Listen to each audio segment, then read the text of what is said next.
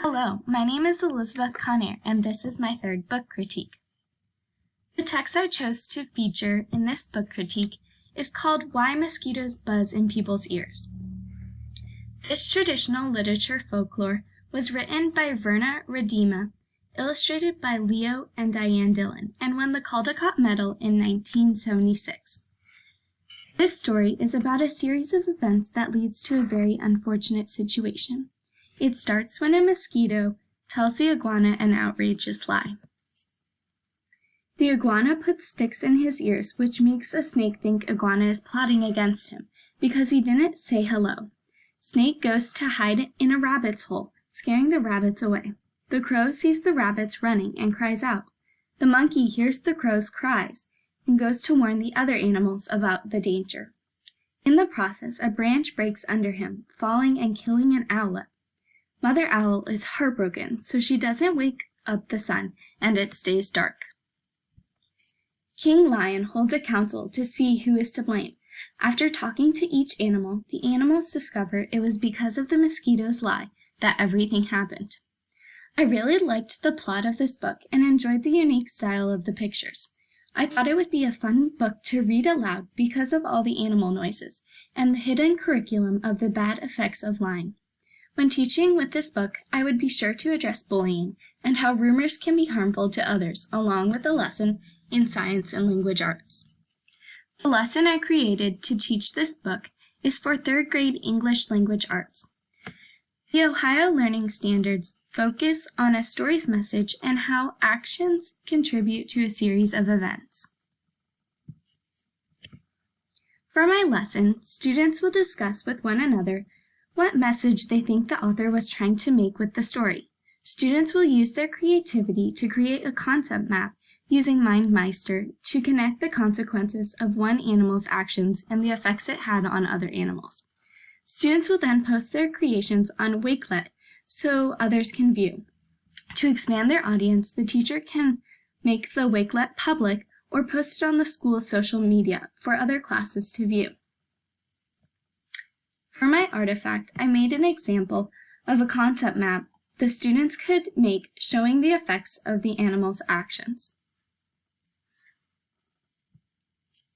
Here is another concept map that students could make basing it off of the central message and using details from the text to support it.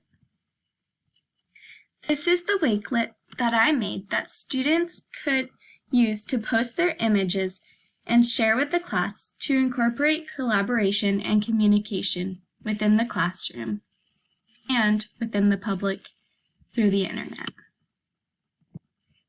The second lesson I created is for kindergarten, focusing on the Ohio Learning Standards for Life Science. For this lesson, students would engage in a discussion about the animals in the book and their response to hearing about something dangerous. Students would choose an animal, find information about how that animal survives. They can use and explore wildlife.ohio to look at different species of animals in Ohio. As students learn about their animals, they can make a class video to show the local nature preserve. And to get the community further involved, the class can ask a park ranger to be a guest speaker and share about the different species and their survival techniques. Here are the other books I read for this critique. Radiant Child, the story of young artist Jean-Michel Basquiat. This book won the Coretta Scott King Award and is a biography that has collage-like pictures that will inspire students to be creative and look at art in outside-of-the-box ways. My next book is called Journey by Aaron Becker. This is an incredible modern fantasy and wordless picture book that would be great for independent reading and English language learners because it has no words, so students could use their own words to create the story. Brother Hugo and the Bear is a historical fiction book about Brother Hugo who has to go through the process of remaking a book after a bear ate his. Just like the bear's hunger for books, this one could inspire students to develop a love of reading and craving books as well.